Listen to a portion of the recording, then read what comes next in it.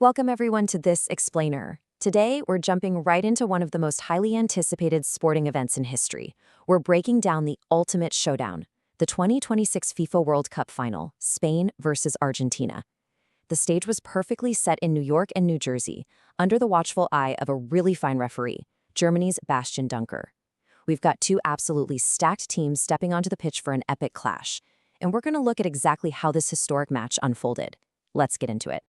Okay, let's dive into this. To capture the sheer magnitude of what we're looking at, consider this quote for a second. This wasn't just a game, it was an event that literally brought the globe to a standstill. Think about the massive global stakes here.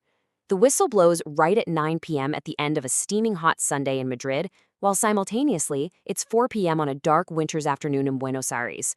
You have entire nations holding their collective breath thousands of miles apart, completely united by 90 minutes of football.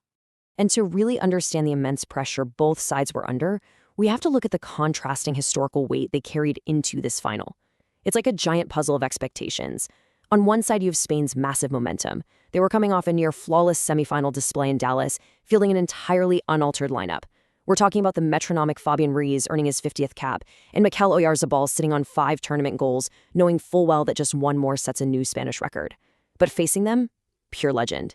Fully fit after an emotionally draining date with the English, Argentina is led by Lionel Messi. And with this match, Messi officially became the first man in history to captain any nation in 3 World Cup finals. Absolutely incredible.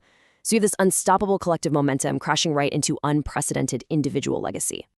Act 1. A gritty, physical deadlock. And this brilliantly illustrates exactly what kind of game we were in for. Because if you thought this was going to be a free-flowing, beautiful game of football, well, think again. The early game was far from a straightforward exercise. It was a grueling clash of wills. Every single time Spain's young star Lamine Yamal touched the ball, he was instantly suffocated by 3 Argentinian shirts. But actually, this cleverly freed up space just behind him. Meanwhile, the challenges were literally flying in. Alexis McAllister came from distance with a wild, forceful, low-stud challenge on Dani Olmo. And Enzo Fernandez, he was left walking wounded after a massive collision right on the halfway line. So this wasn't just some boring, scoreless draw. No way. This was a titanic physical battle for survival defined by these brutal, high-stakes challenges.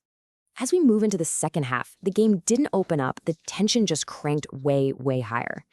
The match grew increasingly bitty and honestly pretty desperate as the half dragged on. First, Spain's captain Rodri goes down completely off the ball in the center circle. The tension there is just palpable. Next, Pedro Porro feels contact to win a very dangerous free kick in a prime spot. Then Dani Olmo steps up to take it, and the ball takes this totally unpredictable bounce and spills right in front of the goal. Finally, Ferran Torres gets on the end of some lovely wing play but misses a massive, massive chance from distance. It's desperate, breathless stuff as the clock just keeps ticking. Act 2, Martinez holds the line. Now, what's really interesting about this slide is the number 10. Because with Spain turning the screw and launching these relentless attacks, Argentina's survival rested entirely on the shoulders, and the gloves of one man. 10 represents the incredible number of saves made by Emiliano Martinez in this match. That's the most saves by any keeper in the entire tournament. From parrying dangerous hits, turning loose balls behind for corners, to navigating those wildly spilled free kicks we just talked about, Martinez was single-handedly keeping Argentina alive in this World Cup final.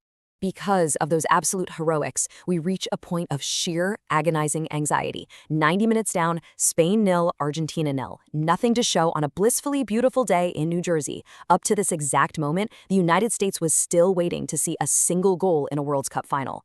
You can imagine the tension hanging in the air. It was indescribable. Everyone in that stadium and watching at home is just waiting for one moment of magic, or one catastrophic mistake.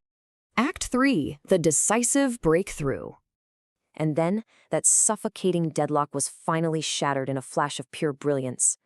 It all starts with Nico Williams, who does ever so well to battle and keep the ball alive when the play looks completely dead. Because of that relentless hustle, the Argentine defense is suddenly stretched and caught totally out of position. And that leaves Ferran Torres all by himself.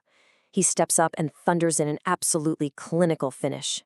The back of the net bulges, and just like that, the deadlock is broken. He has just fulfilled every childhood dream. I want you to think about the tactical and emotional weight of that singular moment. When you're standing in position A1 in the final frantic seconds of a World Cup final, it is so incredibly easy to panic. It is so easy to just knock that shot over the bar. But Ferran Torres didn't. He had the composure, he purposefully pointed the move at the net, and he delivered a finish that changed his life and his country's history forever. Now, the climax of this match was pure, unadulterated chaos. Let's walk through this timeline together. We hit 90 plus 1 minutes with unimaginable tension hanging in the air. Then, Torres's clinical strike completely upends the match. Argentina now has a sudden, massive mountain to climb, but time just runs out. The final whistle blows, crowning Spain as champions. And just to add one last dramatic, though purely incidental detail, total post-match chaos erupts as Leandro Paredes is sent off in a fracas right after the final whistle. It was a frantic, absolutely breathless end to a brutal contest. But you know, when the dust finally settled on the fracas and the fatigue, one truth remained. Spain had seized their second star. This moment was the ultimate culmination of flawlessly timed execution. From fielding that unaltered lineup in Dallas to surviving an absolute physical gauntlet in New Jersey, Spain's collective grit perfectly overpowered the Argentine defense in the dying moments of the game. So the crucial point we're left with is this final question. With the dust settled on this historic 2026 final, what's going to echo louder in football history? Will it be Spain's flawless, perfectly executed collective triumph to earn their second star? Or will it be the brutal, physical, and ultimately agonizing end to Lionel Messi's run as captain on the grandest stage of them all? It's a fascinating debate for sure, and it's exactly what makes diving into football history so incredibly rewarding. Thank you so much for joining me for this explainer. Keep analyzing, keep learning, and I'll catch you on the next one.